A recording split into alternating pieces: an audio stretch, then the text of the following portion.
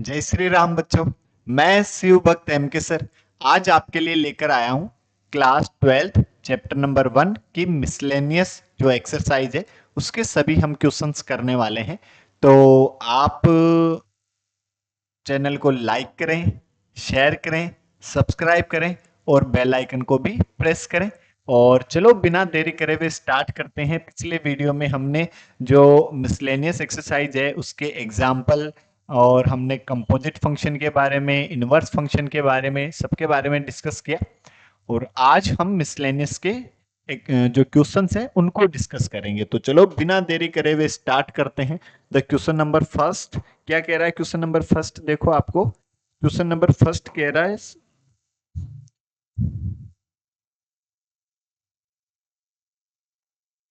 Question number first आपको कह रहा है show that the function f R to x belongs to R then x minus one to one find by f x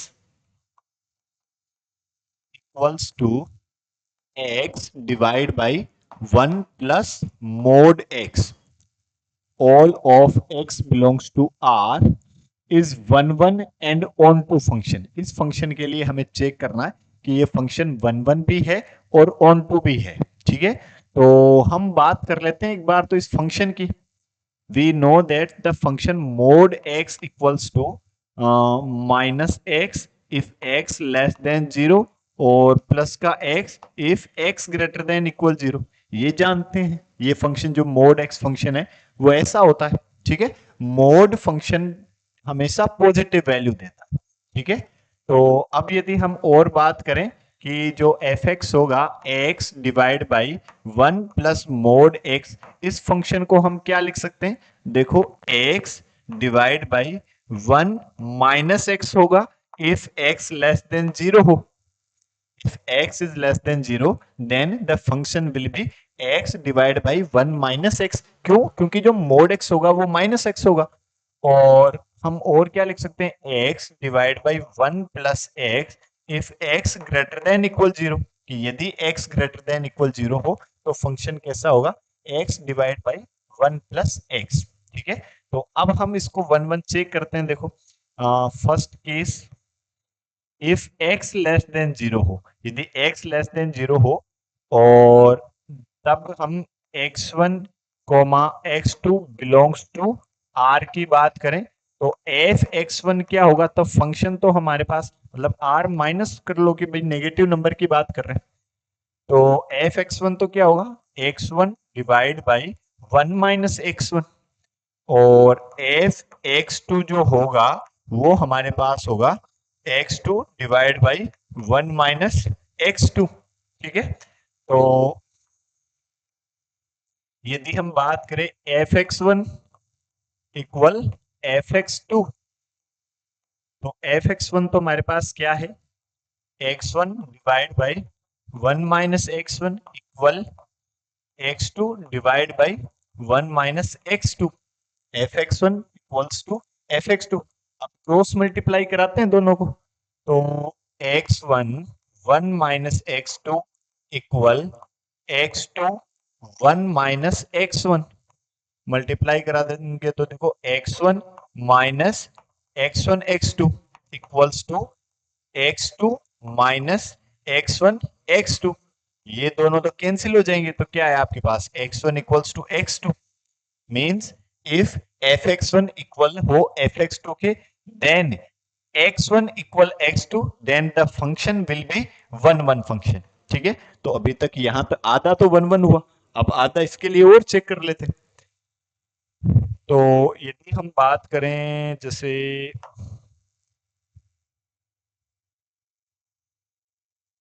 x is greater than equal 0 की बात करें तो नहीं दिखाई देगा वो। यदि x ग्रेटर देन इक्वल 0 की हम बात करें तो ये एफ एक्स वन की बात करें यदि इसके लिए तो क्या होगा? फंक्शन इसके लिए कौन सा होगा? ये होगा, तो x1 divide by 1 plus x1। और एफ x2 की यदि हम बात करें तो x2 divide by 1 plus x2 if f x1 equal F x2। तो यदि आप दोनों को इक्वल करते हैं तो x1 divide by 1 plus x1 equal x2 divide by 1 plus x2। फिर से यदि आप दोनों को क्रॉस मल्टीप्लाई करते हैं तो ये उधर मल्टीप्लाई होगा तो x1 plus x1 x2 equal ये इधर मल्टीप्लाई होगा तो x2 प्लस x1 x2, ये दोनों cancel, x1 equals to x2, कि x1 और x2 क्या होंगे, दोनों एक दूसरे के बराबर होंगे। If fx1 equal fx2 then x1 equals to x2 for all x belongs to r। ये तो नेगेटिव नंबर के लिए और ये पॉजिटिव नंबर के लिए, so we can say that the function f is one one function. तो ये फंक्शन कैसा है, वन वन फंक्शन है। बट अब हम इस फंक्शन की रेंज की बात करें, देखो जो ऑन टू फंक्शन है, ऑन टू फंक्शन के लिए हम क्या जानते हैं कि यदि रेंज जो है वो इसके कोडोमेन के इक्वल आ जाए तो फिर वो ऑन टू फंक्शन, और यदि रेंज कोडोमेन का सबसेट रहे तो फिर वो इनटू फंक्शन। अब इसकी रेंज क्या गिवन है, देखो यहां से वो सॉरी कोडोमेन क्या गिवन है, r बिलोंग्स टू x जो है वो -1 से 1, ये मतलब r ये तो डोमेन और ये कोडोमेन, ठीक है। तो कोडोमेन आपको क्या गिवन है, -1 से 1, कि x बिलोंग्स टू r और x किससे बिलोंग कर रहा है, -1 से 1। तो यदि आप देखो कि उस फंक्शन के लिए एफ एक्स इक्वल्स टू क्या है, x divide by 1 plus mode x। तो यदि हम बात करें, देखो यदि ये जो फंक्शन है मोड x, ये मोड x जो है ये हम जानते हैं कभी भी नेगेटिव वैल्यू नहीं देगा, ठीक है, हमेशा कौन सी वैल्यू देगा, पॉजिटिव वैल्यू देगा। और पॉजिटिव वैल्यू में 1 ऐड करोगे तो ये जो वैल्यू रहेगी डिनोमिनेटर की ये 1 से ज्यादा रहेगी, ठीक है। और ये x है तो मतलब 1 से ज्यादा मतलब कि x से ज्यादा रहेगी ये वाली, क्योंकि x तो ऑलरेडी ये है, ठीक है। तो नंबर डिवाइड बाई नंबर से ज्यादा, तो उसकी वैल्यू जो है वो हमेशा 1 से कम ही आएगी, कि number divide by 1 plus number, ठीक है। तो उस नंबर से ज्यादा है तो ये 1 से कम होगा, ठीक है। बट जब x जो है बहुत छोटा नंबर हो, ठीक है, तब ये 0 वैल्यू दे देगा, मतलब जब x की वैल्यू 0 है। बट ये 1 के बहुत करीब है तो फिर ये वैल्यू जो है वो +1 दे देगा, और फिर -1 जब नेगेटिव नंबर पुट करोगे, ठीक है। तो इसकी वैल्यू जो है वो कभी भी -1 से कम नहीं आएगी और 1 से ज्यादा नहीं आएगी, आप कोई भी नंबर पुट करके चेक कर सकते हैं, ठीक है। तो range of f x equals to -1 से 1, मतलब ठीक है, रेंज जो होगी एफ की वो क्या होगी, -1 से 1, -1 और 1 भी नहीं आएगा कभी, ये बता रहा है कि जो इसका जो कोडोमेन है वो क्या होगा, -1 से 1, बट -1 से बड़ा और 1 से छोटा नंबर। तो हम क्या कहेंगे, range of function equals to codomain, तो the function is on to function. तो कैसा हो जाएगा, ऑन टू फंक्शन, f11 भी है और ऑन टू भी है, ठीक है, यही हमें प्रूव करना था। फिर यदि हम बात करें क्वेश्चन नंबर 2 की, show that the function f r to r given by f x equals to x cube is injective. Injective मतलब 1 को इंजेक्टिव कहते हैं, ठीक है। तो हम बात करें देखो एफ एक्स वन की, तो ये क्या हो जाएगा, x1 का क्यूब। यदि हम बात करें एफ एक्स टू की तो ये क्या हो जाएगा, x2 का क्यूब। तो यदि हम बात करें f x one equals to f x two, so x1 cube equals to x2 का क्यूब, कि x1 क्यूब इक्वल होगा किसके, x2 के क्यूब के। तो taking cube root then it will be x1 equals to x2। तो fx1 बराबर था fx2 के, तो क्या आया, x1 बराबर आया x2 के। तो ये फंक्शन कैसा होगा, इंजेक्टिव मतलब 1 फंक्शन होगा। सो द फंक्शन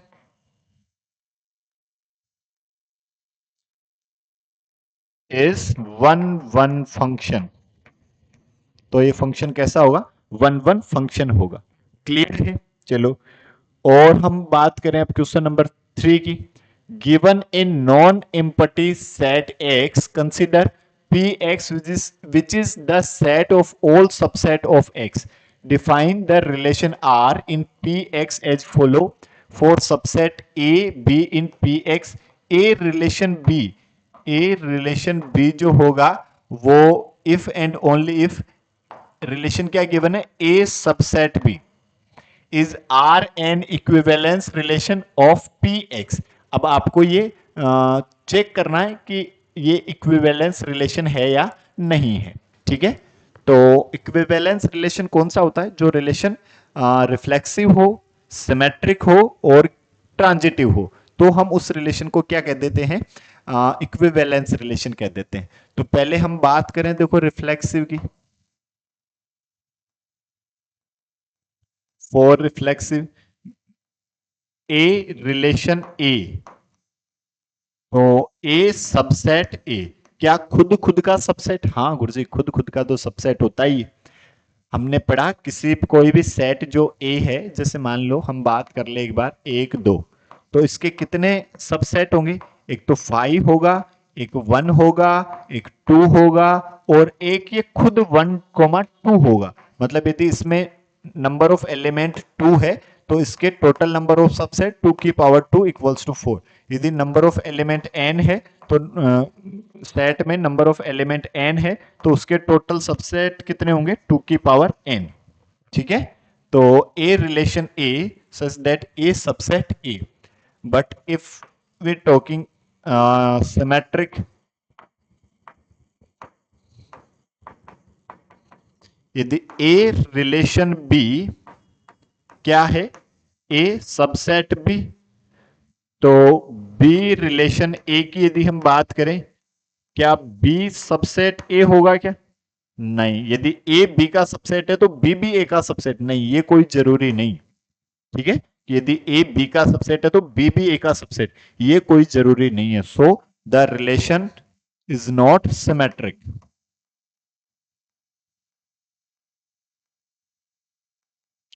तो ये रिलेशन रिफ्लेक्सिव है, सिमेट्रिक नहीं है, तो फिर इक्विवेलेंस रिलेशन पॉसिबल ही नहीं, सिमेट्रिक ही नहीं.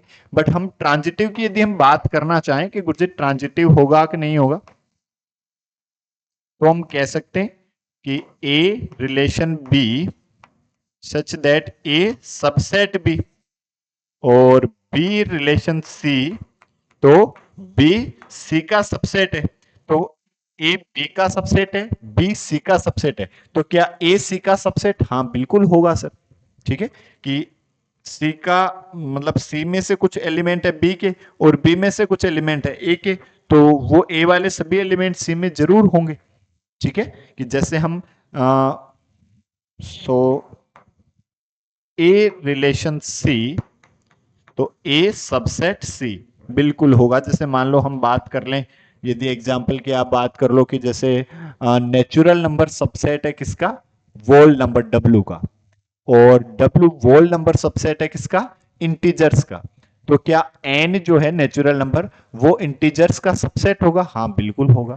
ठीक है, वो सभी एलिमेंट उसमें होने चाहिए. देखो, ठीक है. चलो फिर और नेक्स्ट क्वेश्चन नंबर 4 की बात करें. Find the number of all on to function from the set 1 2 to n.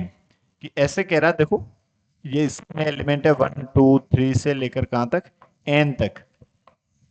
और इसके भी एलिमेंट है 1 2 3 से लेकर n तक. ठीक है, तो अब इसमें नंबर ऑफ ऑन टू फंक्शन की बात करें. ठीक है, तो नंबर ऑफ ऑन टू फंक्शन मतलब इस सेट में एक भी एलिमेंट ऐसा नहीं होना चाहिए जिसकी इमेज नहीं हो. ठीक है, तो 1 कितने एलिमेंट से कनेक्ट हो सकता है? किसी भी एक से कनेक्ट हो सकता है. तो कितने ऑप्शन 1 के पास? n.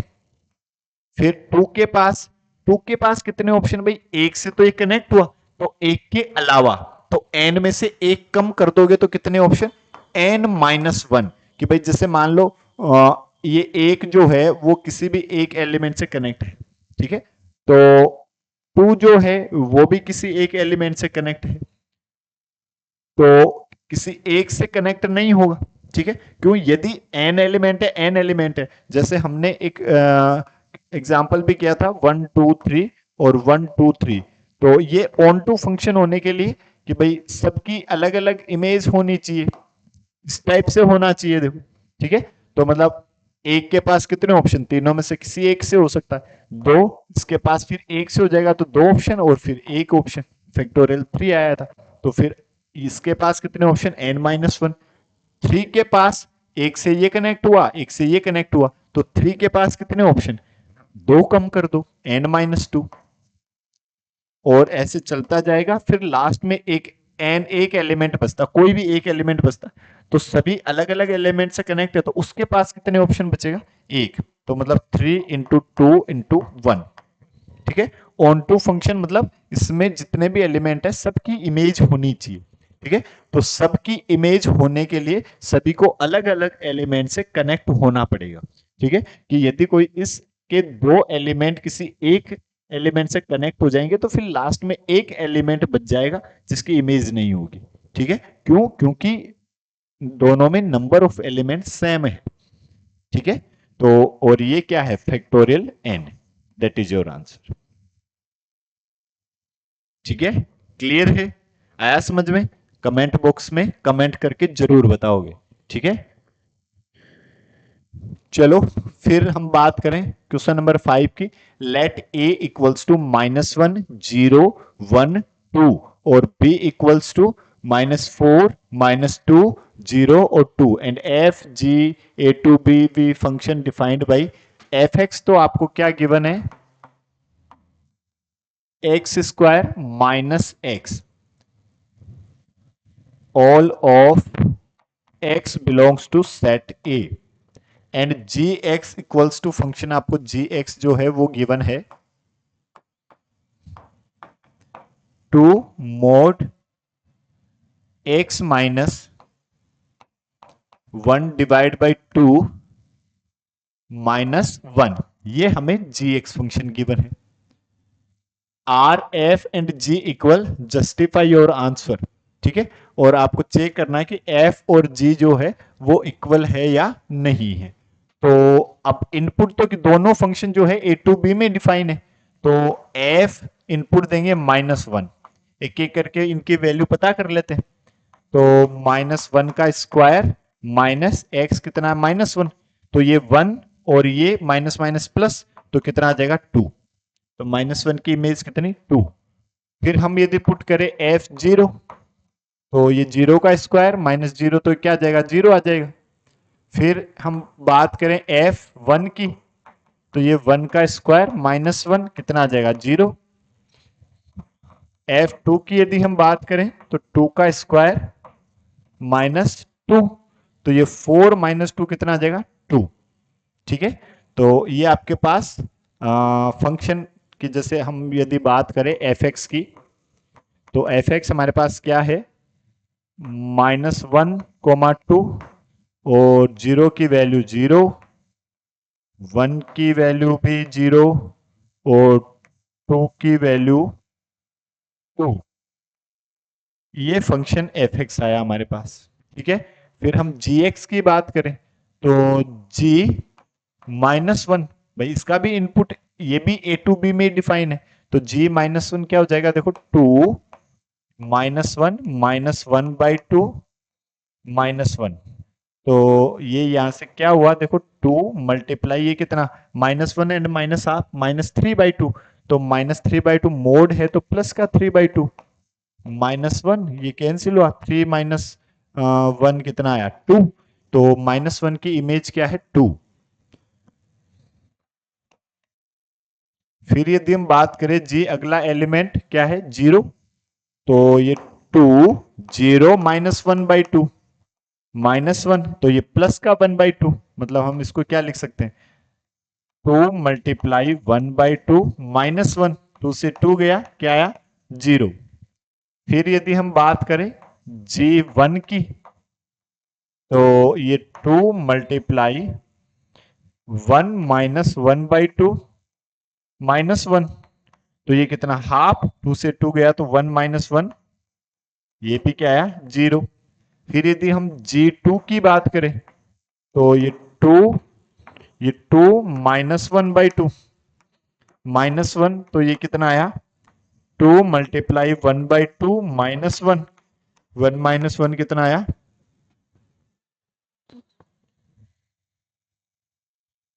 यदि आप x की जगह 2 पुट करते हो तो फंक्शन क्या है? अच्छा, 2 - 1/2 -1, तो ये कितना आ रहा है?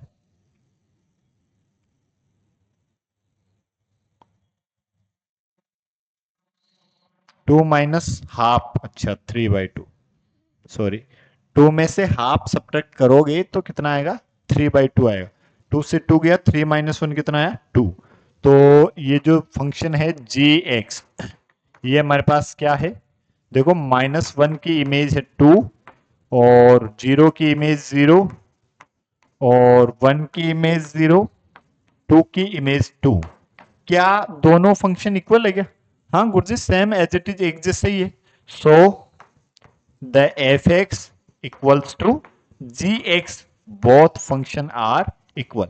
ठीक है, यही हमें पता करना था। Justify your answer. Are f and g equal? Yes, हाँ, एफ और g both are equal. Okay, let's next. Let A equals to 1, 2, 3, then number of relation containing 1, 2, 1, 3 which are reflexive, symmetric but not transitive. ऐसे number of relation आपको पता करने कि जैसे आपके पास set ए जो है वो है 1, 2, 3, और एक रिलेशन आर जो है वो रिफ्लेक्सिव होना चाहिए एंड सिमेट्रिक होना चाहिए बट नॉट ट्रांजिटिव हो। तो जैसे हम बात करें 1, 1, 2, 2, 3, 3, ये तो हमने रिफ्लेक्सिव बनाया, और ये एलिमेंट भी इसमें होना चाहिए 1, 2 और 1, 3। ठीक है, अब ये सिमेट्रिक हो तो सिमेट्रिक के लिए क्या जरूरी है कि 1, 2 है तो 2, 1 भी होना चाहिए, 1, 3 है तो 3, 1 भी होना चाहिए। ठीक है, हाँ, अब देखो, क्या ये रिलेशन रिफ्लेक्सिव है? हाँ है। क्या ये सिमेट्रिक है? हाँ है। क्या ये ट्रांजिटिव है? तो ट्रांजिटिव के लिए यदि हम बात करें, देखो, जैसे 1 की इमेज 3, और या 2 की इमेज 1, और 1 की इमेज 3, तो 2 की इमेज 3 नहीं है। ठीक है, जैसे 2 की इमेज है 1, 2, 1 बिलोंग्स टू आर, और 1, 3 ऑल्सो बिलोंग्स टू आर, तो 2 की इमेज 3 भी तो होनी चाहिए, but 2, 3 does not belongs to R, so this relation is not transitive relation. ठीक है, बट इसके अलावा और कोई ऐसा रिलेशन बनेगा नहीं, ठीक है, जो रिफ्लेक्सिव हो, सिमेट्रिक हो, बट ट्रांजिटिव नहीं। ठीक है, केवल एक अकेला ये बनेगा, तो ऑप्शन नंबर ए। ठीक है, इतने ऐसे रिलेशन होंगे, केवल 1। फिर यदि हम और नेक्स्ट एग्जांपल नंबर 7 की बात करें, let A equals to 1, 2, 3, then number of equivalence relation containing 1, 2। तो यदि हम बात करें कि a इक्वल्स टू 1, 2, 3 है, और यदि हम a क्रॉस a की बात करें तो क्रॉस 1, 2, 3, a क्रॉस a क्या होगा? 1, 1, 1, 2, 1, 3, 2, 1, 2, 2, 2, 3, 3, 1, 3, 2, 3, 3। तो एक रिलेशन आर की यदि हम बात करें तो ये जैसे हम इसको लिखे कि 1, 1, 2, 2, 3, 3, और इसमें कौन सा एलिमेंट होना चाहिए? 1, 2 और 2, 1। अब यदि केवल इस रिलेशन की बात करें तो ये कैसा है? रिफ्लेक्सिव है, सिमेट्रिक भी है, बट ट्रांजिटिव की यदि बात करें तो ट्रांजिटिव 1 का 2 से, 2 का 1 से, तो 1 का 1 से हाँ है, सभी एलिमेंट जो है सारी कंडीशंस को सेटिस्फाई कर रहे हैं। This is the equivalence relation. एक तो ये हुआ, और दूसरा एक क्रॉस एक खुद हो जाएगा। ये जो रिलेशन है ये भी एक इक्विवेलेंस रिलेशन है। ठीक है, तो नंबर ऑफ इक्विवेलेंस रिलेशन, इनके अलावा यदि आप कोई और एलिमेंट डालते हैं तो वो फिर इक्विवेलेंस रिलेशन नहीं होगा, वो या तो सिमेट्रिक नहीं होगा, ट्रांजिटिव होगा, या ट्रांजिटिव नहीं होगा, सिमेट्रिक होगा, और दोनों को ही करोगे तो फिर वो रिफ्लेक्सिव नहीं होगा। ठीक है, और इन दो रिलेशन के अलावा कोई किसी भी टाइप का आप रिलेशन बनाओगे तो वो इक्विवेलेंस रिलेशन नहीं होगा। So the number of equivalence relation is 2। ठीक है, ये आपकी एक्सरसाइज, ये मिसलेनियस एक्सरसाइज कंप्लीट हुई, और मिसलेनियस के साथ साथ चैप्टर नंबर 1 भी कंप्लीट हुआ। अब अगले वीडियो में हम chapter number 2 inverse trigonometric functions के बारे में डिस्कस करेंगे।